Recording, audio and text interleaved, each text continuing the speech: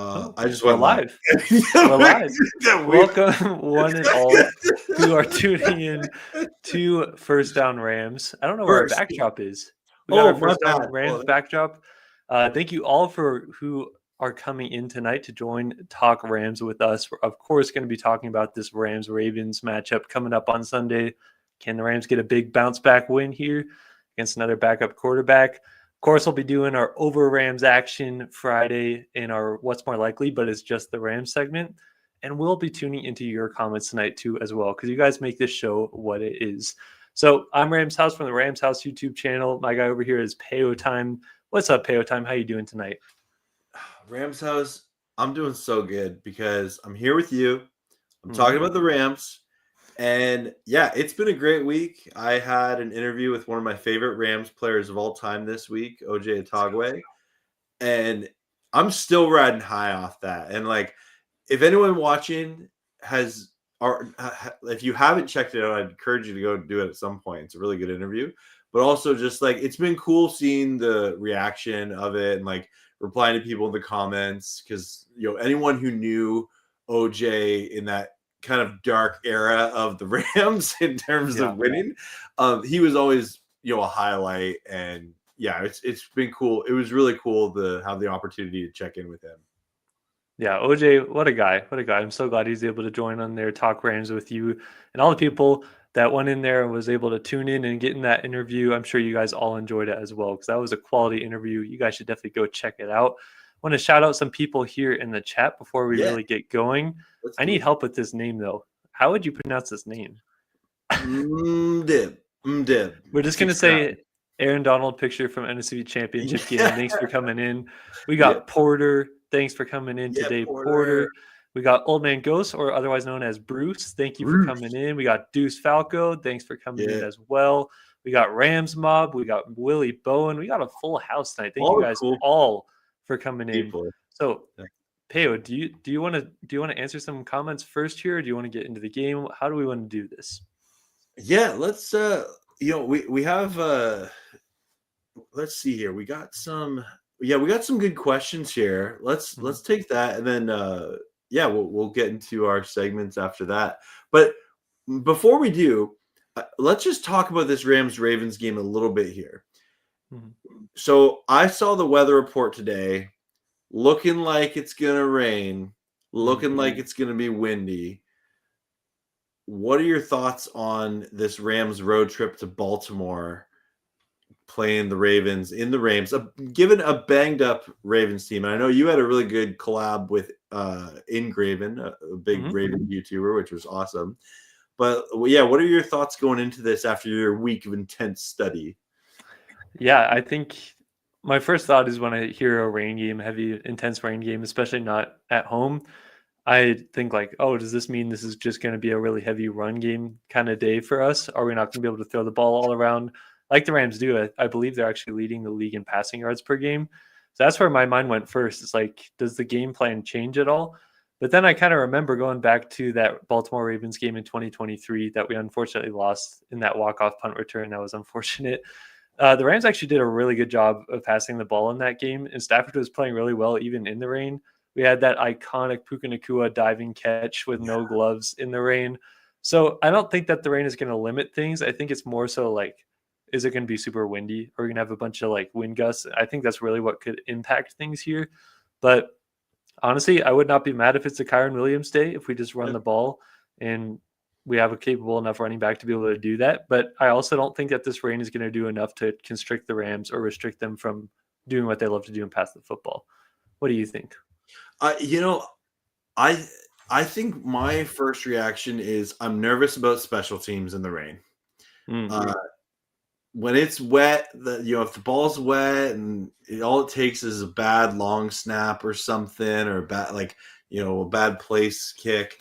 So I'm curious how the knuckleball performs in the rain. Like because it's grass in Baltimore, right? So if it's wet, how does Cardi's knuckleball perform? Like, does it have the same bounce to it? I don't know.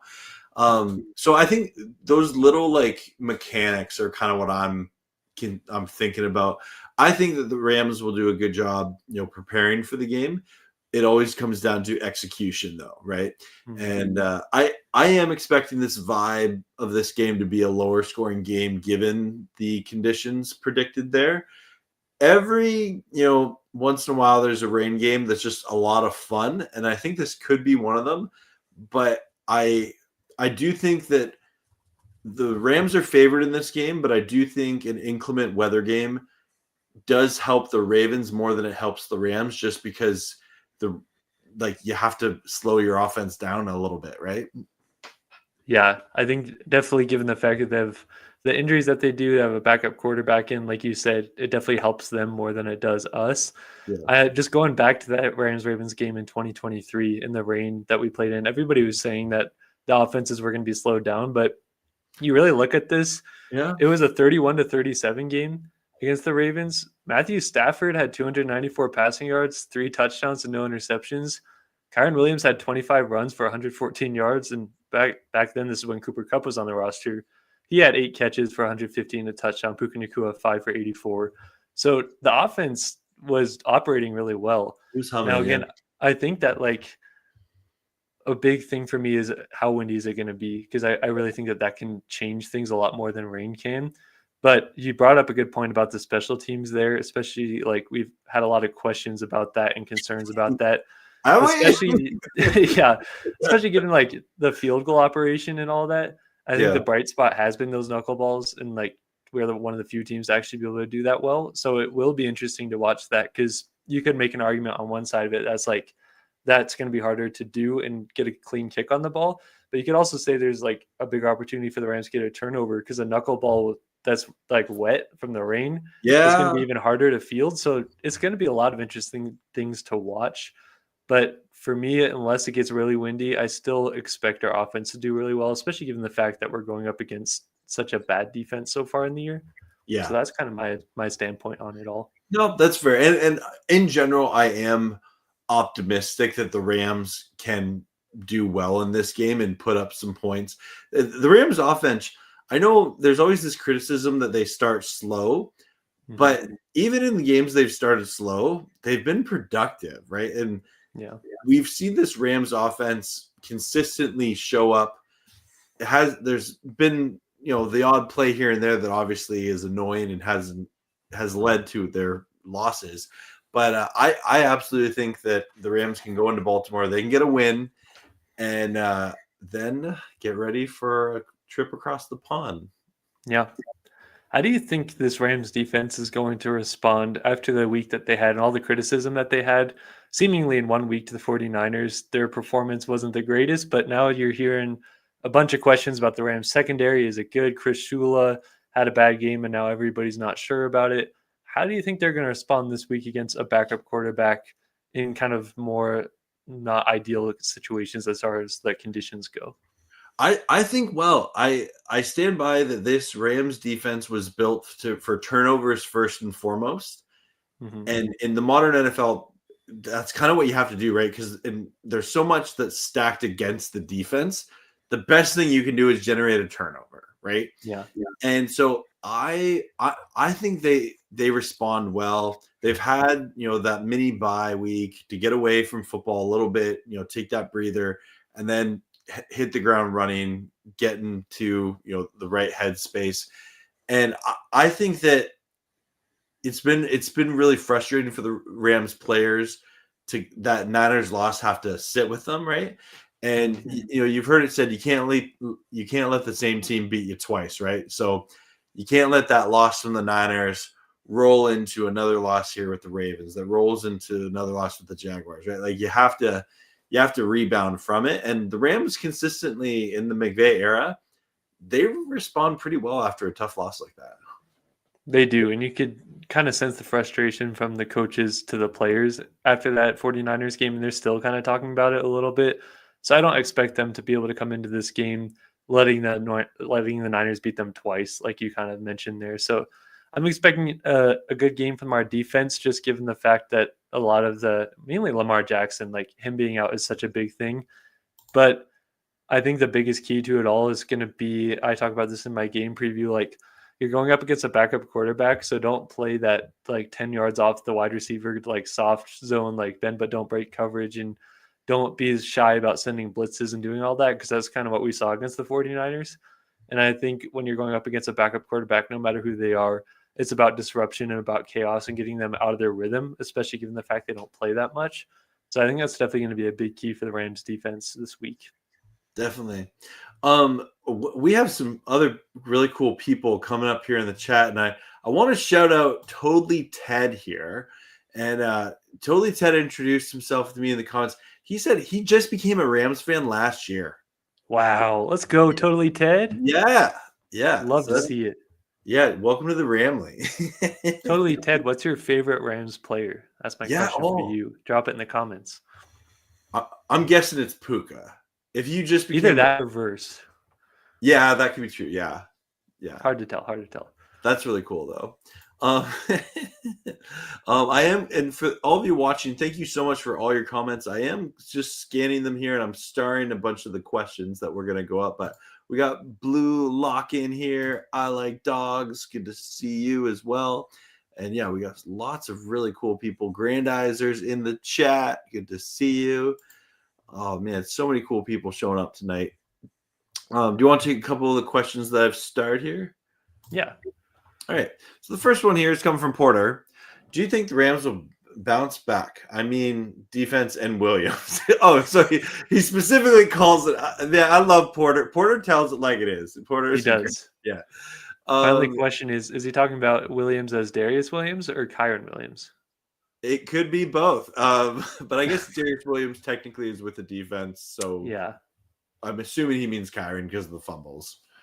I'm going to assume so too. Unfortunately, I think as far as Darius Williams goes, I don't think he's not necessarily where he was with the Rams when he was in his prime. And I think we've all kind of seen that. He's still a good cornerback in the league, but we'll see how much he bounces back this week. I think the Rams defense as a whole, though, will take a big bounce back week this week.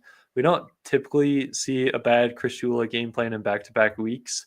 Yeah. That's why it was so surprising to see what we saw against the 49ers.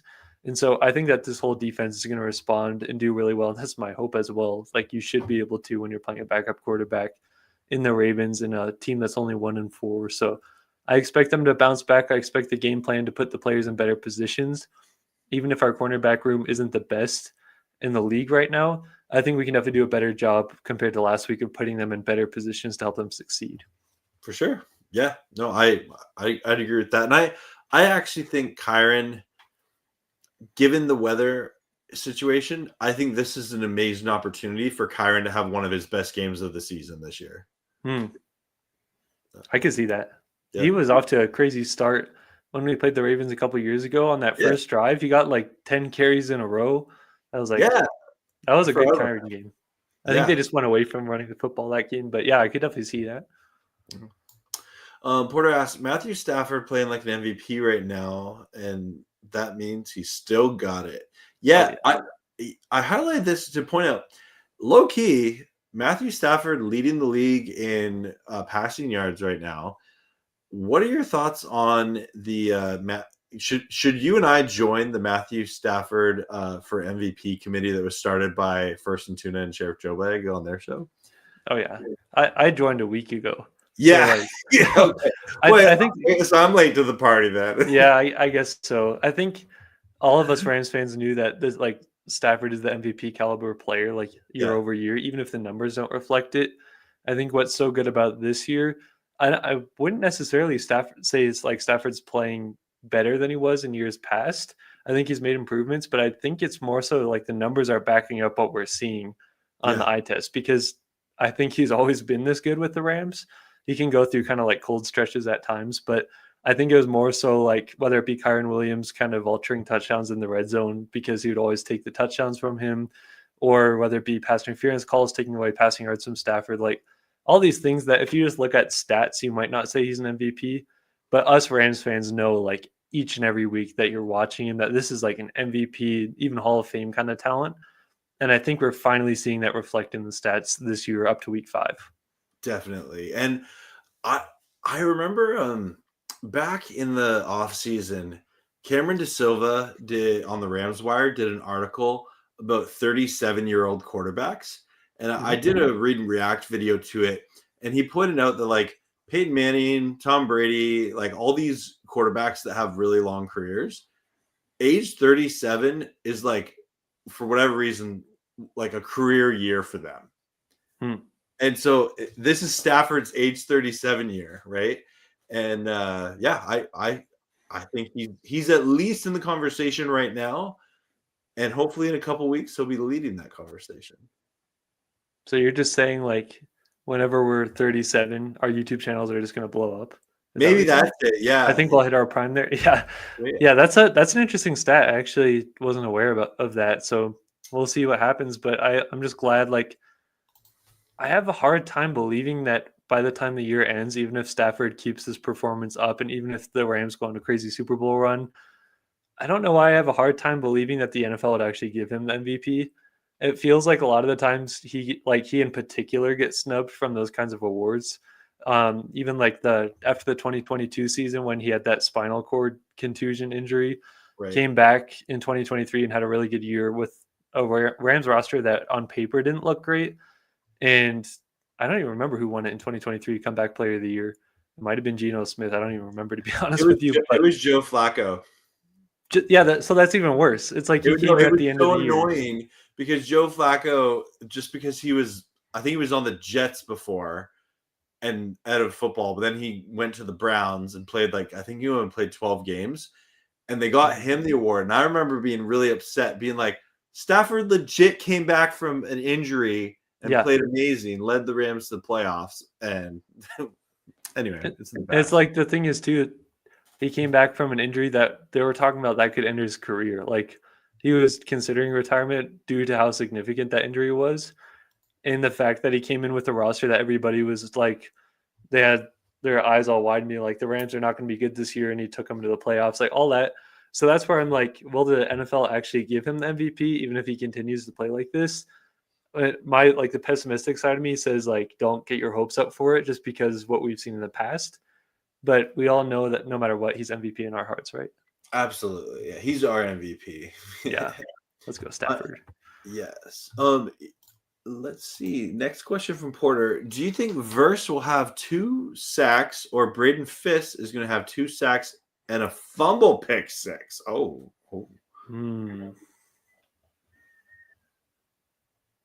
I think Verse having 2 sacks in this game is pretty realistic.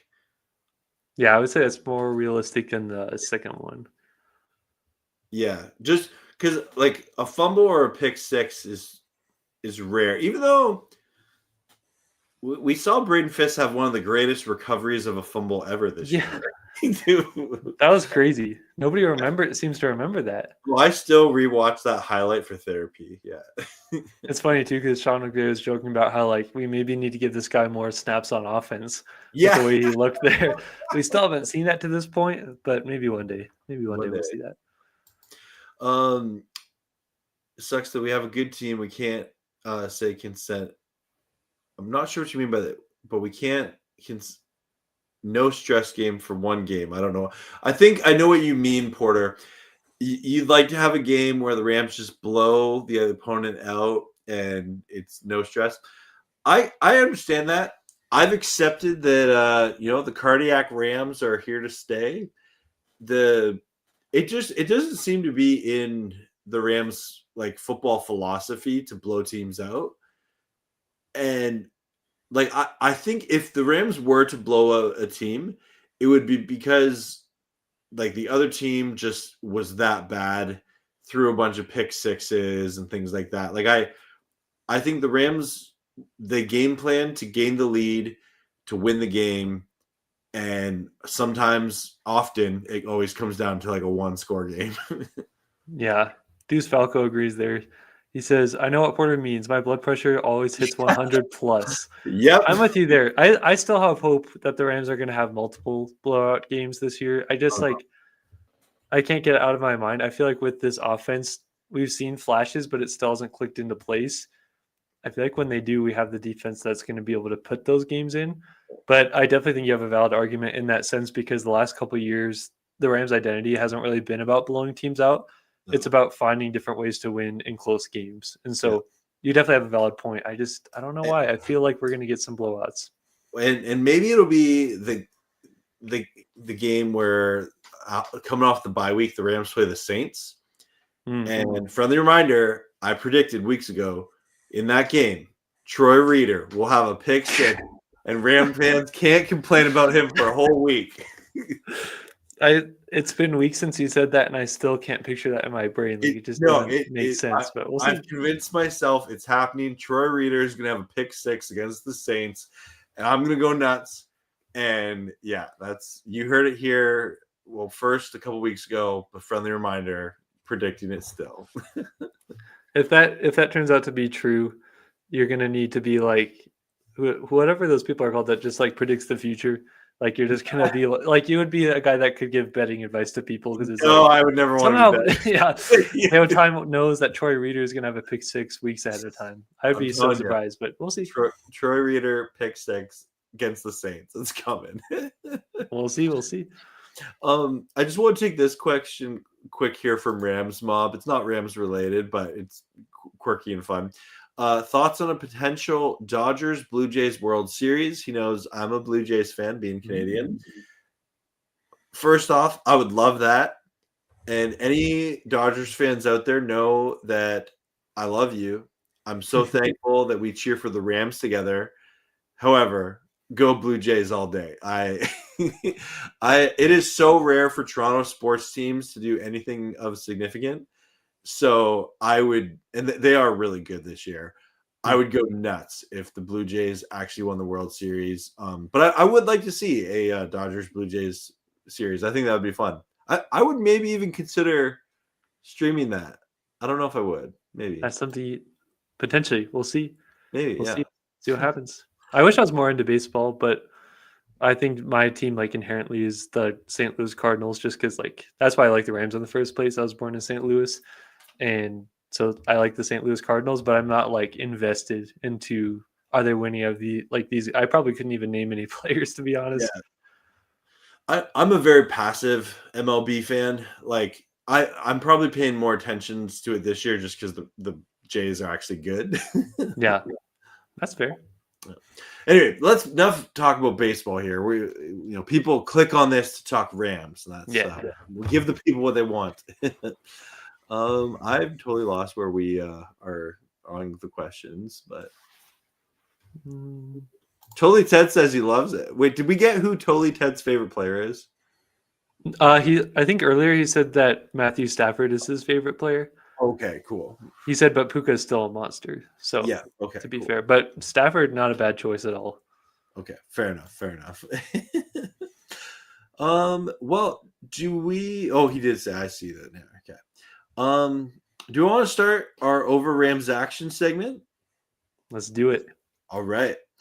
It's time for Over Rams action. Oh, yeah.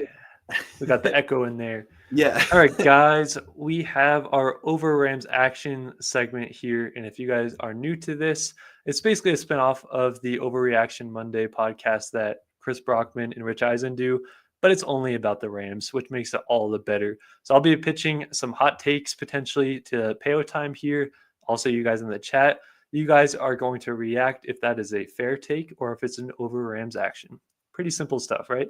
So to set this one up here, the first one that we have, if you guys watched my collaboration with Engraven, he talked about the fact that every time that the Ravens play against Davante Adams goes off. Whatever the case may be, it's just a bad matchup for the Ravens. So my question to all of you, is this an Over Rams action to say this will be Davante Adams' breakout game as a Ram? Are we sure he didn't already have that? I'm talking like the world will know Davante Adams is on the Rams. Like this could be a big game kind of thing. Okay, because the world doesn't already know that. Yeah. Well, because we keep seeing Puka Nacua leading in that, and everybody's talking about Puka Nacua, but after this game, people are going to be like, man, like Davante Adams? Like, who's going to be able to guard this guy? That's kind of where I'm going with this one. You know what? I watched your collab with Engraven, and when he said that, I was like, oh, that's really cool. I didn't know that.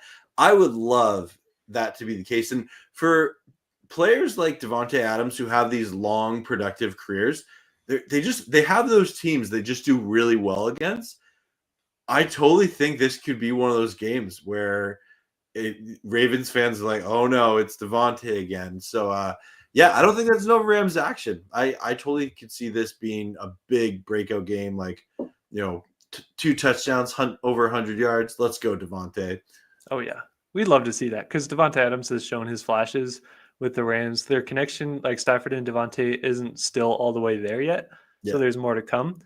But we got different reactions in the comments here. We got Deuce Falco, who says that sounds fair. ... And then we got another person saying in inclement weather. I say no. That's the only thing that I could see potentially derailing this is if we get some really bad weather in this game. Maybe that doesn't make us pass the ball as well. But like I mentioned earlier, I still think the Rams will be able to pass the ball really well. So definitely food for thought there. I'm excited for Devontae Adams to see, just because, like you mentioned, we have seen him do well with the Rams. He's made his plays. It feels like he's a guy that comes up in the biggest moments for the Rams. But I don't think we've had that game yet where it's like you're just seeing Devontae Adams highlights all across like the NFL social media page, like that kind of, wow, this is real. Devontae Adams is a Ram kind of thing. Yeah. So I think it's going to be interesting to track for sure. It seems like everyone in the chat, like Tony here, is saying not an overreaction. All right, we're on the same page here. Grandizer has a quick follow-up question here. Is he putting up good stats, average stats, or below average stats? He could be a player who will have a good season, but may go unnoticed. Yeah, that's observant. I think that there is a part of Devontae's game that maybe had a slow start week one, but then he has quietly been productive for this Rams offense for sure. Yeah, I think it's one of those things, Grandizer, where when Stafford and Devontae Adams fully connect and their chemistry is like fully synced up, because a lot of their chemistry took a hit with Stafford not being in training camp. I think when that's fully there and you're not having those ones where it's like, oh man, we could have had a 30-yard to Devontae Adams, but the ball is just a little bit too like far for him, or Devontae Adams dropped it, whatever the case may be. When those connections start going down, it's like people could legitimately be saying like this really is a top duo in the league, maybe the top duo in the league. To whereas he's still putting up great numbers with the Rams so far, but I think there's just so much there for the Rams to be able to tap into. So yeah, definitely. Yeah. We'll see. We talked about the potential of Rams blowouts and how this is a Rams team that just plays close games, Yep. and that's their identity. But we know the Ravens defense is not that great. Coming numbers wise, they're beat up and all of that. This will be in the rain, so take that with a grain of salt. Okay. But I'm saying the Rams will win by 10 or more versus Baltimore.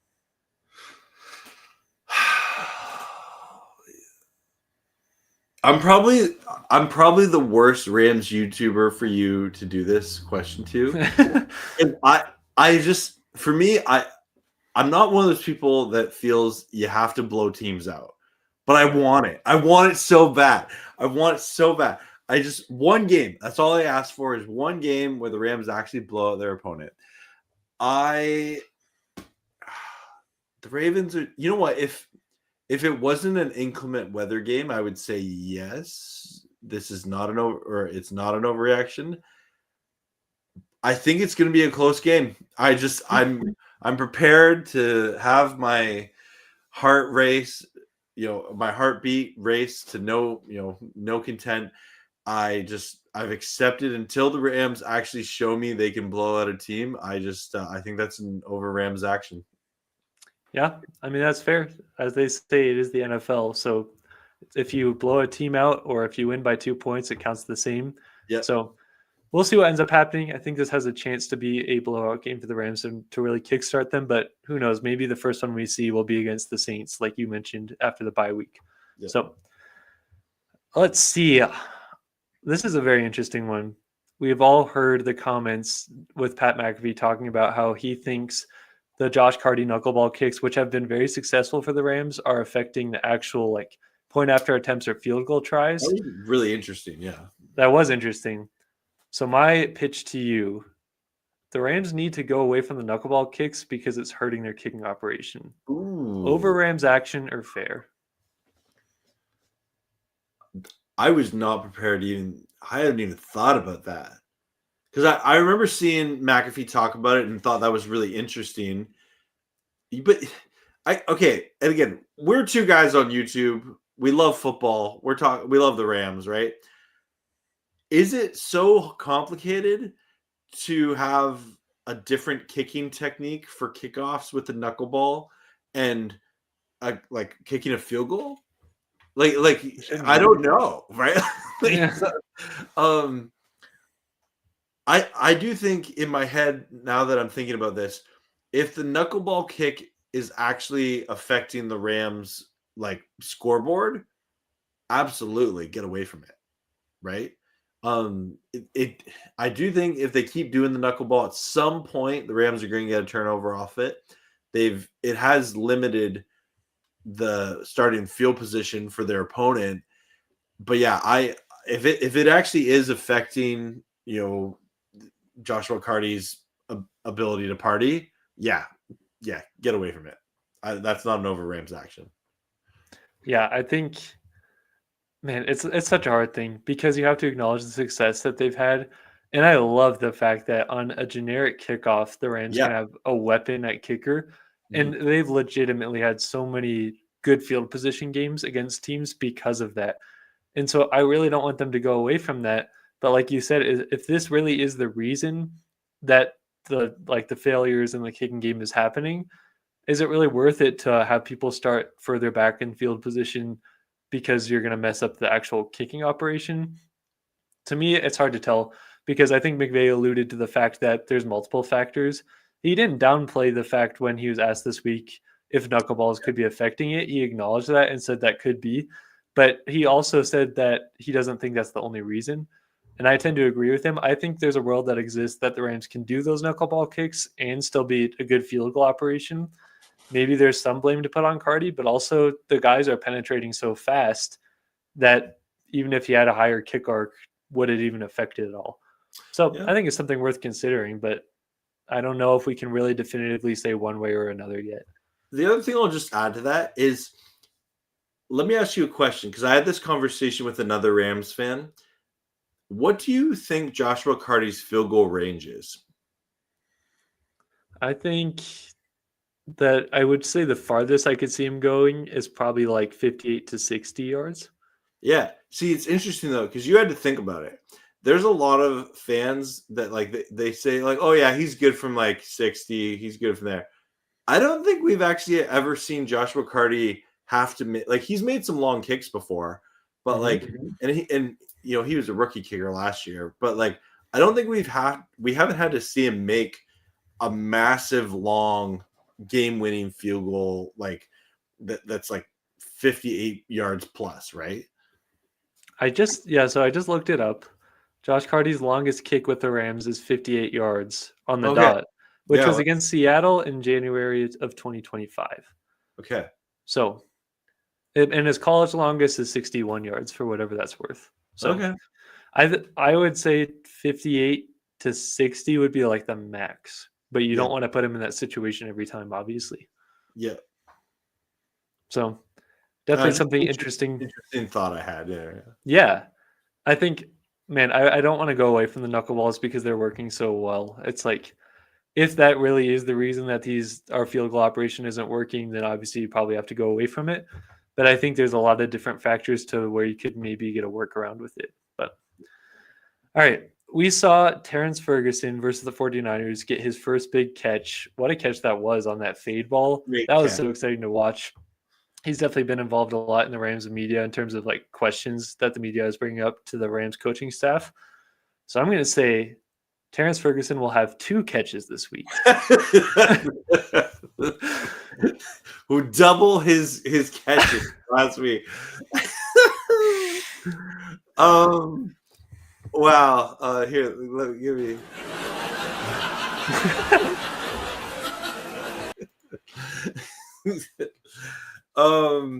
You know what? I don't think that's an over Rams action. I think that Terrence Ferguson, I think we're done with the games of him being inactive.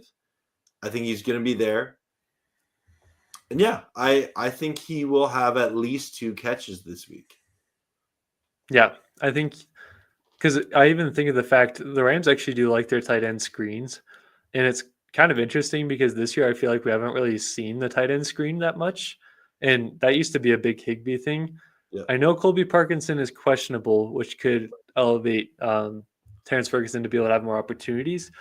But for some reason, I feel like sometime soon we may see a tight end screen to Terrence Ferguson, just given the fact that he really is the most athletic tight end for the Rams. They always talk about how he's still learning, developing, and kind of raw at this point, which is why he hasn't gotten a lot of playing time. But I think if you give a guy with that much athleticism and talent that came out of college, I think if you give him one of those screen opportunities that's already one catch, like I don't think 2 catches should be that hard to be able to get. I think another thing, going back to that rain aspect of that, could the rain game kind of impact that and make them not pass out as much? We'll obviously see. But if we could see him double his production this week, even if it's just 2 catches, I'll take it. Yeah.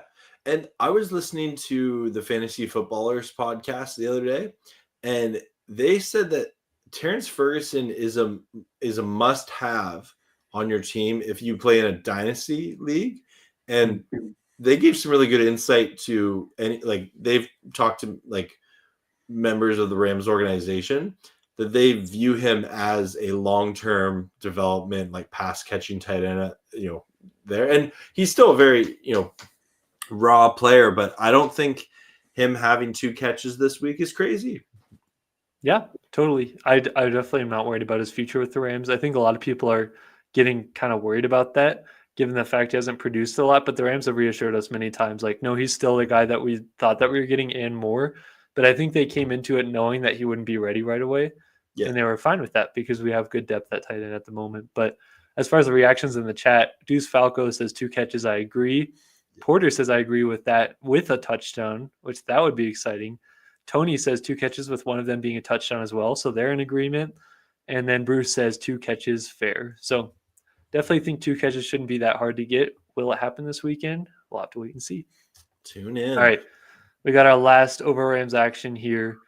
I'm ready. This one's pretty simple to say, but a lot harder to do. The Rams will hold Derrick Henry under 60 rushing yards this week. Wow.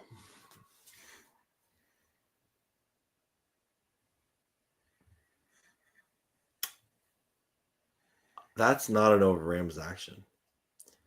The Rams have the Rams have dramatically improved their run defense. And say what you want about anything the Rams have done on defense.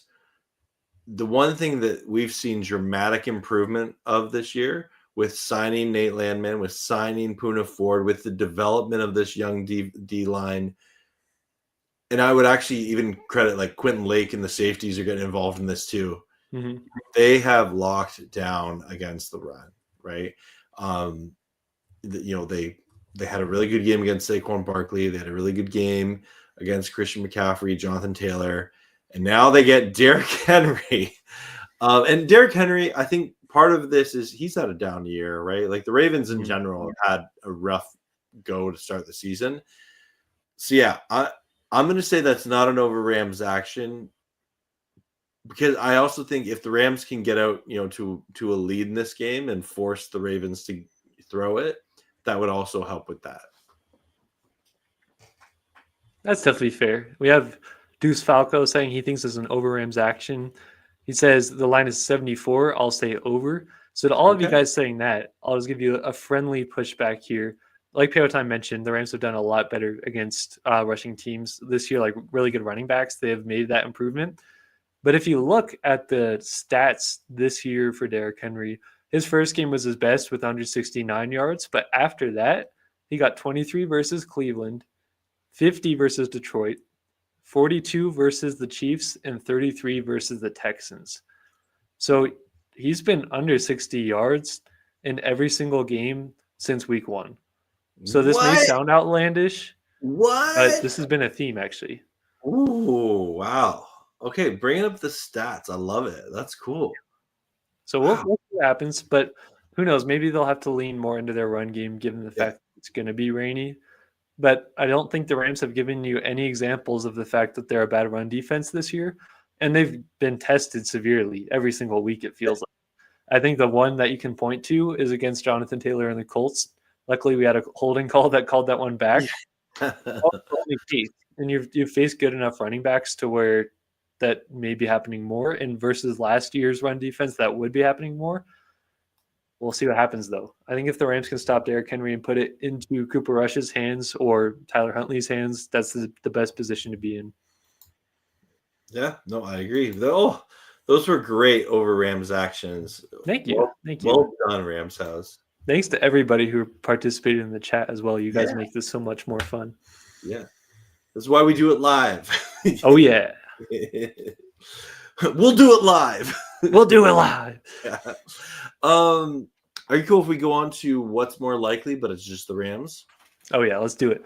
Okay. I got some juicy ones for you guys. Okay. I'm excited. Yes. Okay.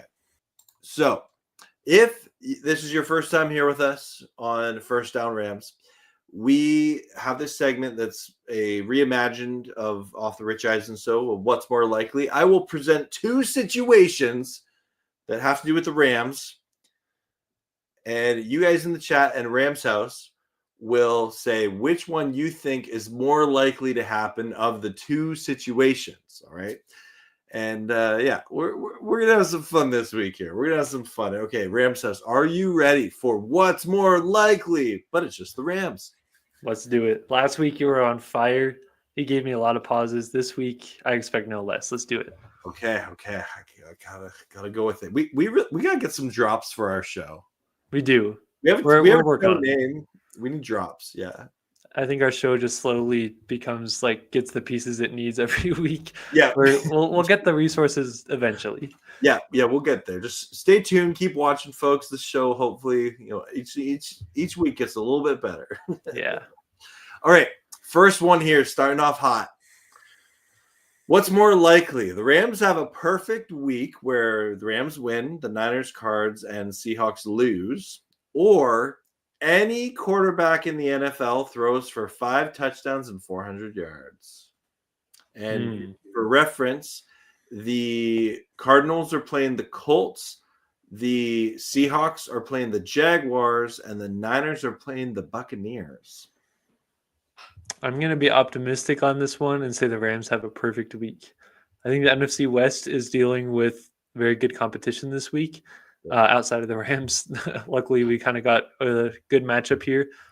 But I don't think it's unrealistic to say that the Rams have a perfect week given the fact that the NFC West is playing some difficult opponents. And we have what's considered to be an easy opponent. We'll obviously see what happens on Sunday. But I would say that one. What would you say? I agree. Like, I think it'd be fun to see a quarterback go for 5 touchdowns and over 400 yards, but that's like a historic performance, right? Yeah, so it's hard to do, especially because of the matchups. I think that the Rams' perfect week, like Deuce here, believes option 1. Yeah. See, Brandy's on the same page. Yeah. Oh, totally 10 thinks the second option. Okay.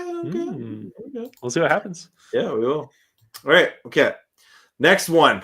Okay, this one, it's kind of negative. What's more likely? The Rams have a field goal blocked or missed, or the Ravens, versus the Ravens, or the Rams have a failed 2-point conversion versus the Ravens. That's a good one. My mind would... So for context, would you be saying we'd be going for 2 because we're not confident in our kicking game, or we're going for 2 because we need the points and it's a close game? It could be either or, but I'll admit when I designed this question, it was because of the confidence in the kicking. Okay. Man, that makes it super hard. Especially because they're saying the winds are going to be like over 25 kilometers an hour. That definitely makes it hard. I'm just going to say Rams have a failed 2-point conversion. With the way the game goes and the score that I predicted with the margin of victory that the Rams have, I don't really know why they'd be going for 2. But if they do go for 2, I'm just going to say they messed that up rather than us seeing another blocked kick. But that may just be me trying to be optimistic here. Okay, fair enough. Yeah. I'm going to say... I'm going to say more likely the block kick for the sole reason it's more rare to actually go for a 2-point conversion. So kind of coming down to like a numbers thing. But obviously, hopefully, neither of these things happen. Right. That's a hard position to be in there. Yeah. Okay. Next one. What's more likely?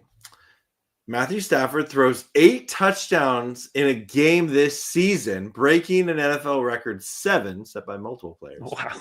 Or Puka breaks Flipper Anderson's record with 336 receiving yards in a single game. Wow. We went from pessimistic to completely optimistic Oh here. yeah, gotta bring the hype. You know what? Both of these players are playing super good this year. I think it's more likely that Puka breaks Flipper Anderson's record just because he's just been crazy good this year, putting up crazy stats. The Ravens defense has been struggling.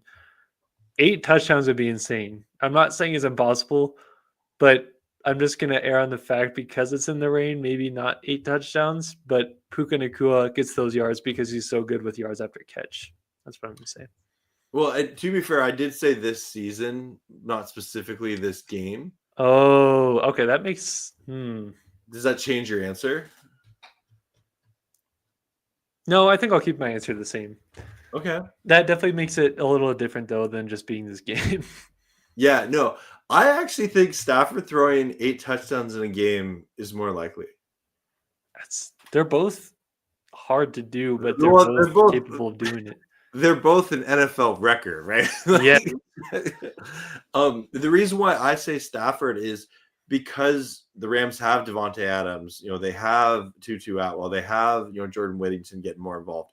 They have wide receivers to throw to kind of spread the ball around. Puka is insane. Puka is amazing. Puka is awesome. I would love for Puka. If someone's going to break Flipper Anderson's record, I'd want it to be Puka Nacua.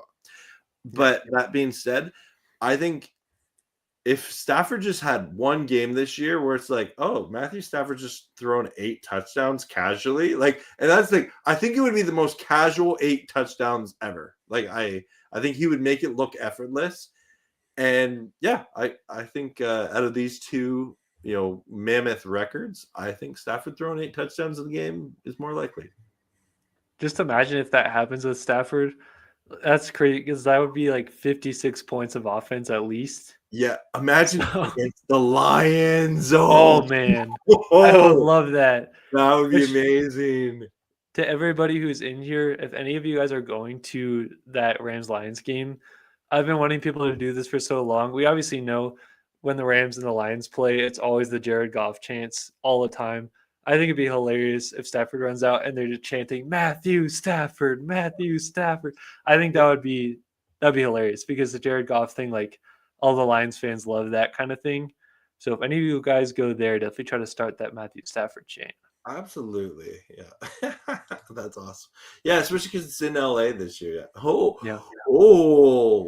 this is a good point. I didn't even think about this. Wouldn't it be crazy if that happened in the same game? Well, I'd be like, am I dreaming right now? If that's happening. It'd be like just this historic game that, oh man, that'd be crazy. All right, next one. I'm proud of this one. What's more likely? Sean McVay calls Kyron a stud in his post-game presser, or Jared Verse has 3 sacks in one game on Sunday? All day, Sean McVay calls Kyron a stud. It feels like he says anybody's a stud who he likes. So yeah. I'm gonna say a reporter asked a question about Kyron Williams and how he bounced back after last week, and he's gonna be like, Kyron's a stud. That's just who he is. It's gonna be. I can see that.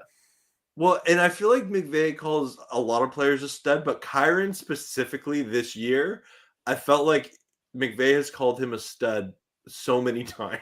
Yeah, it's just crazy, man. I think, but both of those are logical. I could see both of those happening. It's just the amount of times that Sean McVay says he's a stud. I'm gonna go with that one. Oh, we got some people thinking it'll be Verse. Okay, that's fair. All right. Okay.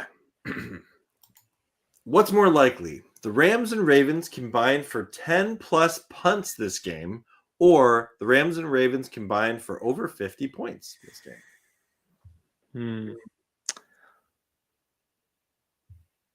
So 10 plus punts isn't completely unreasonable. I'm going to say 50 plus points I know that it's a rain game and all of that. I just have confidence that the Rams offense is going to kick it into gear this week. Yep. And I would say that one. But option one, you could definitely make an argument for, given the fact that it's going to be a rain game for sure. I actually, it's not so much the rain, it's the wind that I'm nervous about this game. Yes. Baltimore, I've been to the Baltimore Stadium before in a like rainy game. My first Rams game ever was actually a Rams Ravens game back in like Really? 2014. Yeah. It was a punt fest. The Rams lost 13-10 and I remember that one. Yeah. It was so close at the end there too, and they made that was it was the game that Case Keenum played with a concussion when he shouldn't have. Yeah. And it was a weird game. I'm gonna say though that wind actually really affects the punts a lot, and both coaches might be a little shy to punt the ball, and like if they're at midfield, it's probably in their better interest to actually go for it on fourth down sometimes with that wind like that. I'm gonna say agree with you. Rams and Ravens combining for over 50 points is more likely here.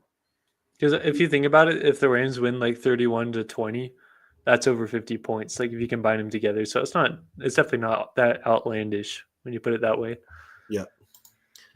Okay. Some people are thinking some different things here about that, but okay, cool. All right, I got two more for you. You ready? Let's go. Okay. On the Terrence Ferguson topic, what's more likely? Terrence Ferguson gets a touchdown catch this game, or Xavier Smith gets a return touchdown versus the Ravens? Nothing against Terrence Ferguson. I've been feeling Xavier Smith's going to get that return touchdown for a while now. He's close. It feels like there's been a couple of them that he's gotten really close to actually breaking it. And I'm going to say Xavier Smith gets a return touchdown. He's been so close. I agree with you. And to be honest, I had a really hard time coming up with I wanted to do something with Xavier Smith because he's getting so close, and I had a really hard time coming what's more likely with it. But yeah, I would love Terrence Ferguson to get a touchdown. But yeah, Xavier Smith, I'll be so happy for him. That return TD, it's coming. It's coming. It is. And I think we're going to put it this way. After last week against the 49ers, when they got that punch out and Xavier Smith scooped it up and went for a touchdown, and the ref said like forward progress or whatever that overturned that, he's going to take the energy he had, the frustration from that, because he had a touchdown there, and he's going to put it into a punt return touchdown, which would be pretty sweet justice against the Ravens after what they did in 2023 in overtime against us. Totally. Yep. Okay, so we got some different opinions here about it, but obviously we would go nuts if either of those things happened. Oh yeah, definitely. Okay, last one. Ready? Ready. What's more likely? The Rams win with a walk-off field goal, or the Rams win by a Cooper Rush interception? I'm going to say Cooper Rush interception.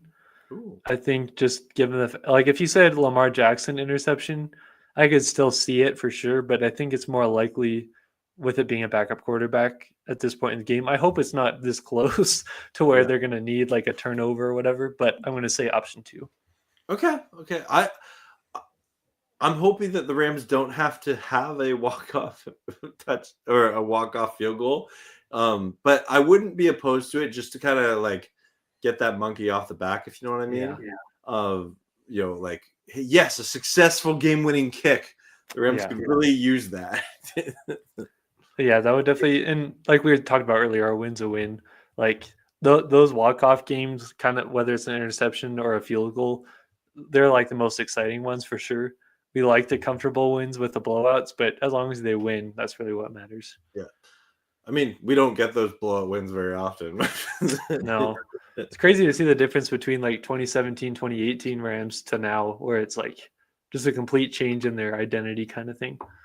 Well, and I think like it's interesting, though the Rams don't blow teams out very often, it's rare for them to get blown out. That's true. Like, when was the last time that happened? The first one that comes to mind was the Cardinals game last year in like week 2, week 3. Banged up, yeah. Yeah, they were very banged up for sure. That's the last one I can remember.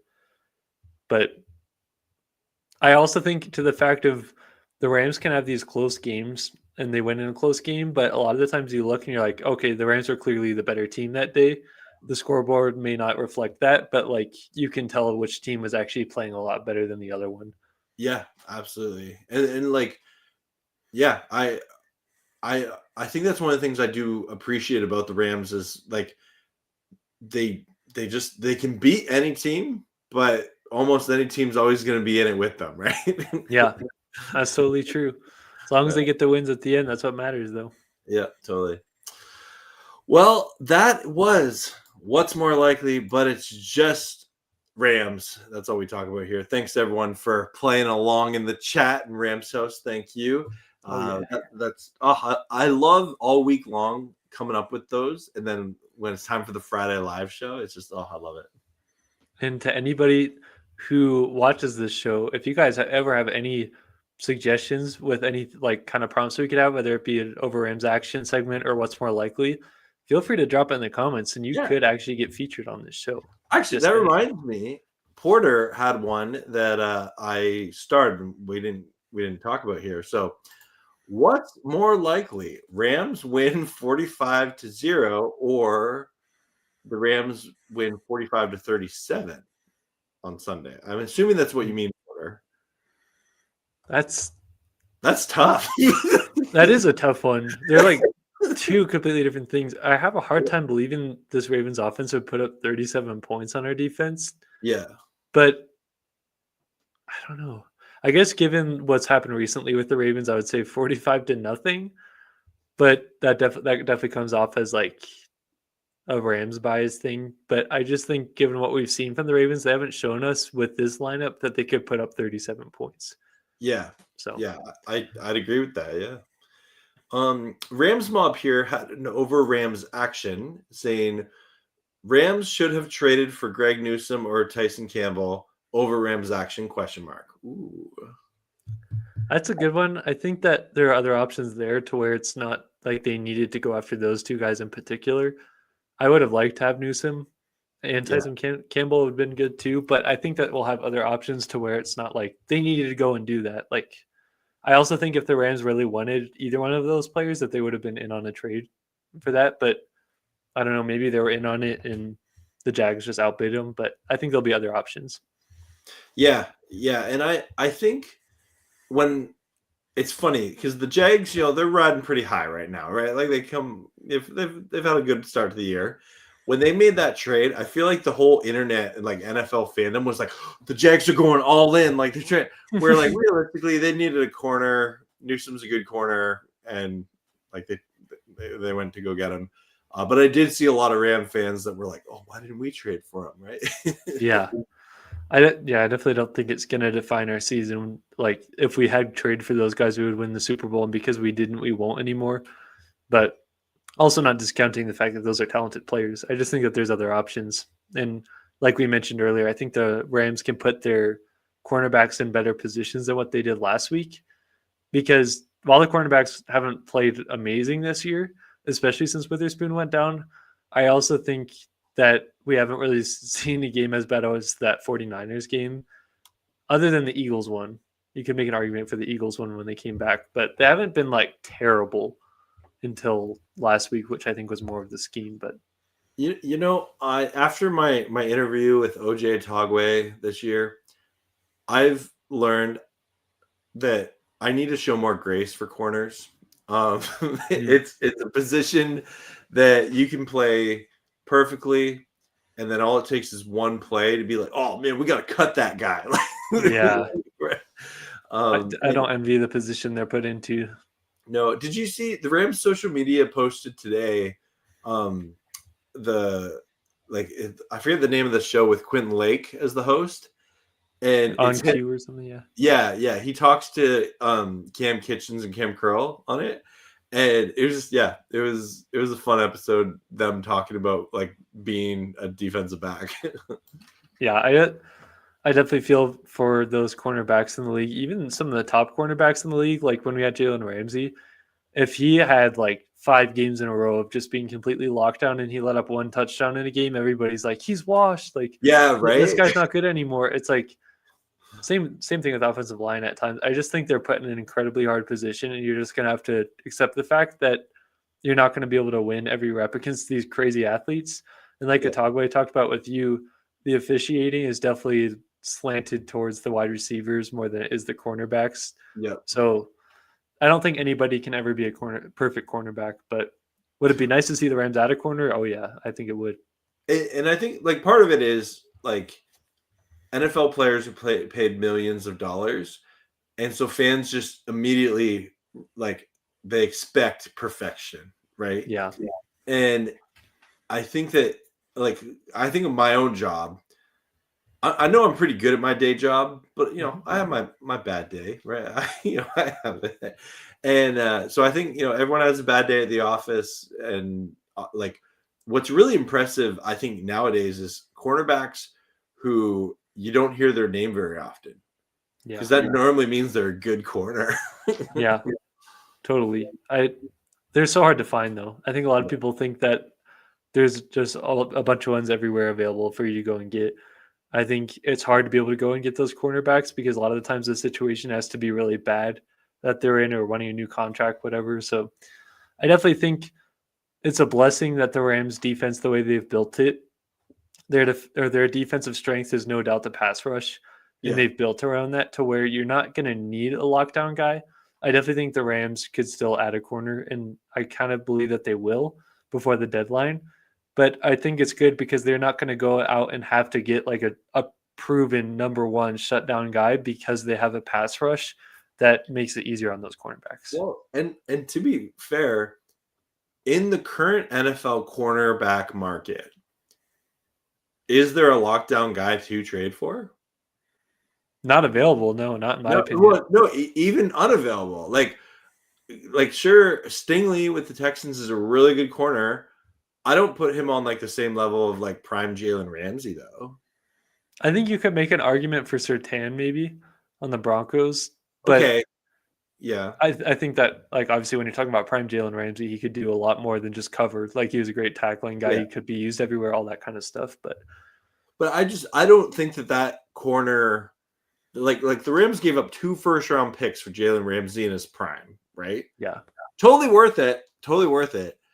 I don't want like I would love Patrick Surtain to be a Ram. I don't think the Broncos would trade him, but I don't want the Rams to give up 2 first-round picks for him though. yeah. I think it's definitely an interesting conversation to have. I've seen a lot of people talk about Denzel Ward from the Browns because he's a top cornerback, but like you mentioned, he's not like a true like complete shutdown guy that you just Yeah. never hear his name.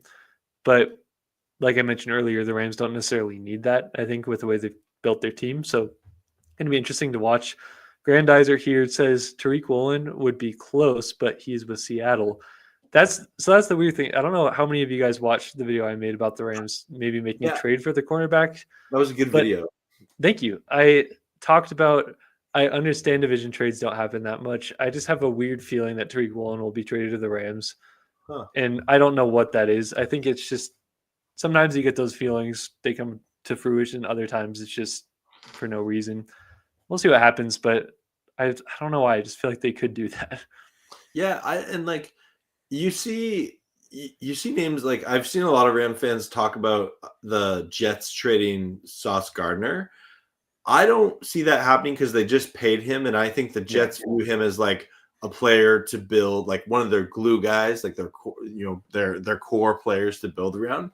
And I don't think that they would trade Sauce Gardner. So I don't really know like who, like when I see Ram fans say like, oh, we got to trade for a corner, who?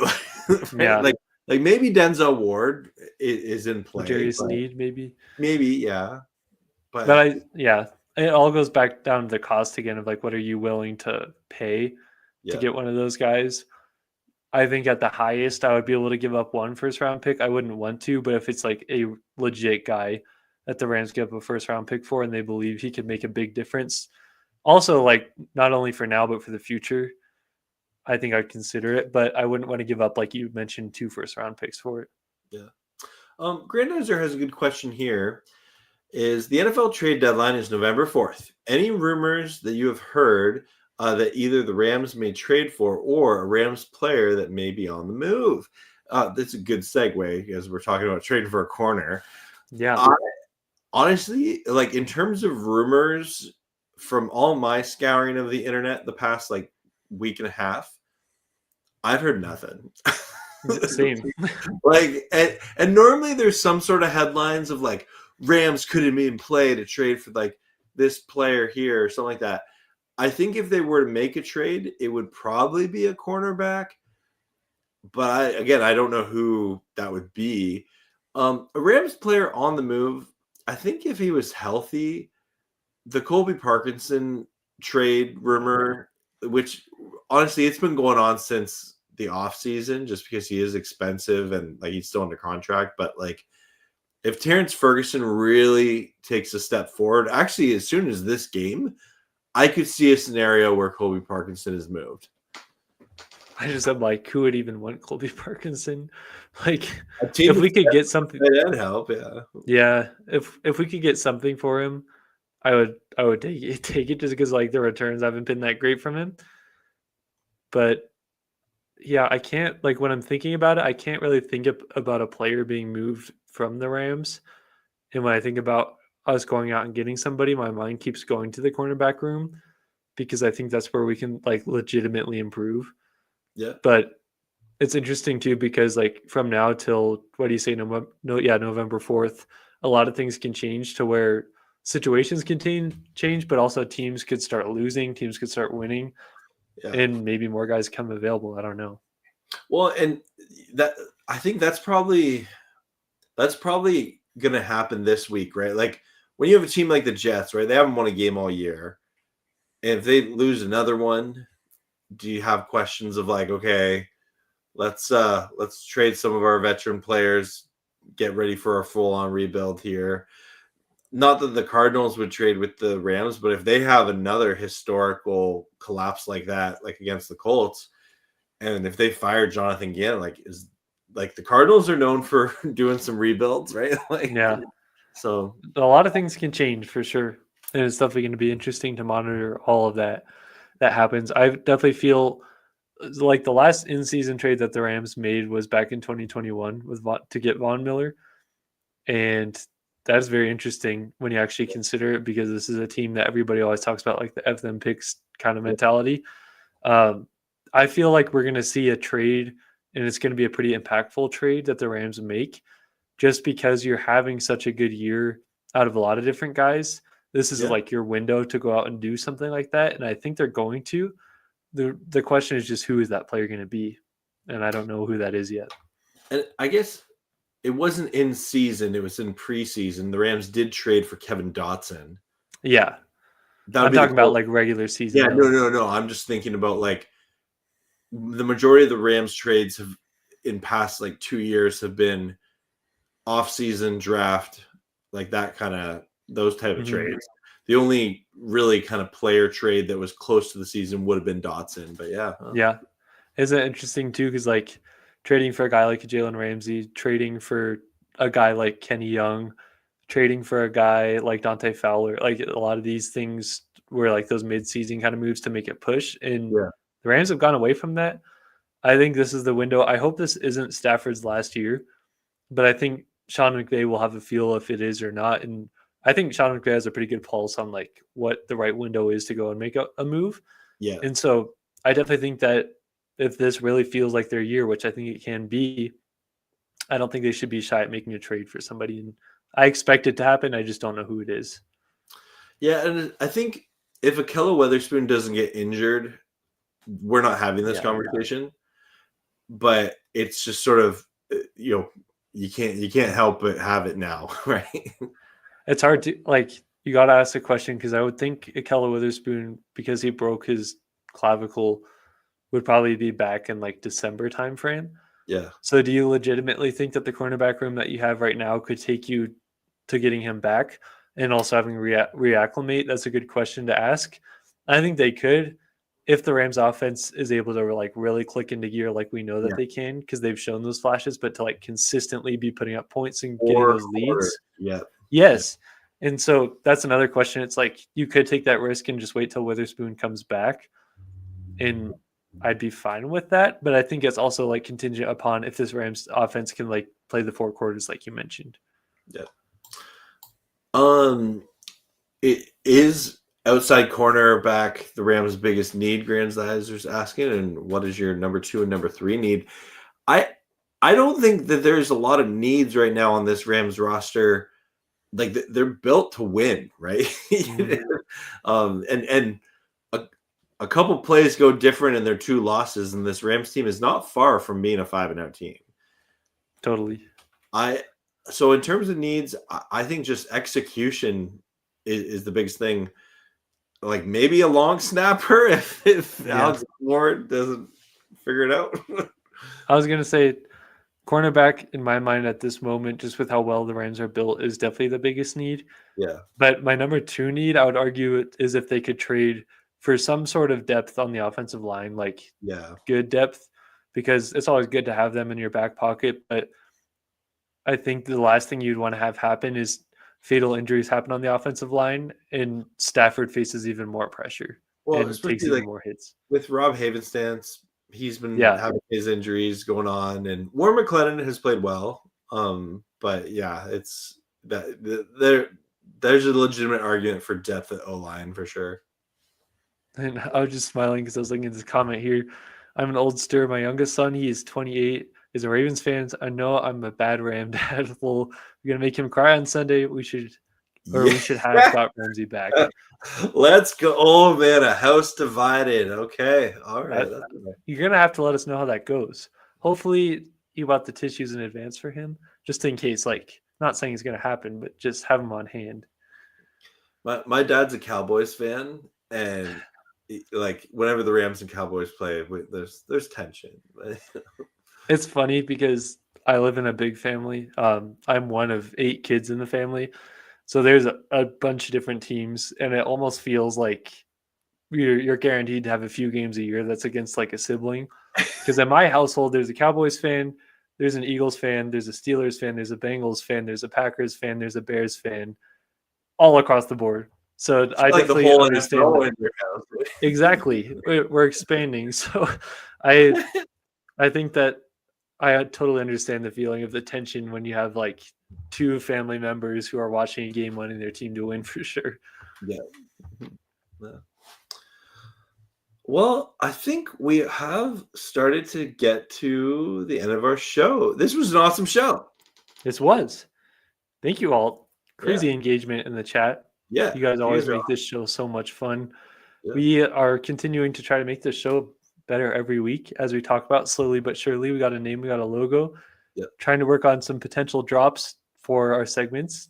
We'll see if those can come in. But regardless, you guys just make this show so much fun. And we just really do appreciate you guys tuning in and spending time on a Friday night with a couple of guys who just love talking about the Rams. So we appreciate you guys. Thank you, everybody who came in tonight and contributed. Do you have any last words, P.O.? You know what? I love Grandizer. Appreciate you coming in with this last question here.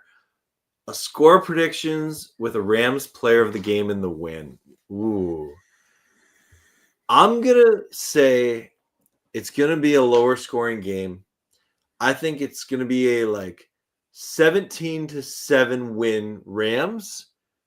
And I think Kyron Williams gets 2 touchdowns for the Rams in a bounce back performance and is player of the game. I'm going to say Rams win 28-17. Okay. And I think player of the game, I can't get my mind off of Devontae Adams after what I heard, but they haven't shown us yet that the chemistry is all the way there yet. So I'm just going to say player of the game, Matthew Stafford. Okay, fair enough. Well, everyone, thank you so much for tuning in to First Down Rams. We are, we're going to have a fantastic week ahead. I'll be doing a watch party for the Rams and Ravens on Sunday. I know that both of us will have various videos that come out. And then, if you haven't checked out Rams House's game preview yet, make sure to go check that out. It's a fantastic preview to get you prepped and ready for Sunday. And if you want to throw back, go check out my interview with OJ Togwe, former Rams safety. One of the coolest things I ever got to do as a YouTuber was interviewing him, and so I'm very, very proud of that interview. Yeah, thank you guys so much for tuning in tonight. You guys all have a blessed weekend and a great night. As always, horns up and God bless. And what do you got to say, P.O.P? As always, go Rams, horns up, and peace out. Let's go Rams. Let's go. Thank you